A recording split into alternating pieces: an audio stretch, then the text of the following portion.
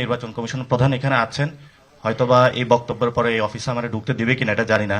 তবে ইনশাল্লাহ আরেকটা গণ অভ্যুত্থান হলে নির্বাচন কমিশন প্রথমেই আমি এটাতে হাত দিব, যাতে নির্বাচন কমিশনটা আপাদমস্তক এটার হলো গোড়া থেকে আগা পর্যন্ত পরিবর্তন করবে, এবং আমার ফার্স্ট টার্গেট হবে এটা।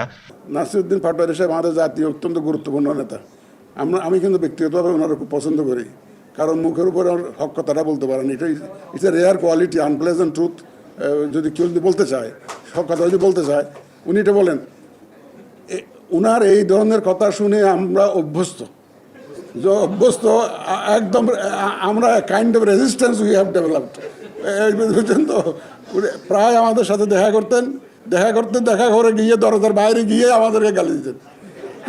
সুতরাং এই গালি উনার নতুন নয়, আপনাদের কাছে নতুন, অনেকের কাছে নতুন মনে হতে পারে। আই এম ইউজ টু ইট। আমি বিশ্বাস করেন, সিনসিয়ারলি স্পিকিং, আমি সামান্যতম কিন্তু মনক্ষুণ্ণ করি নাই ওনার বক্তব্য।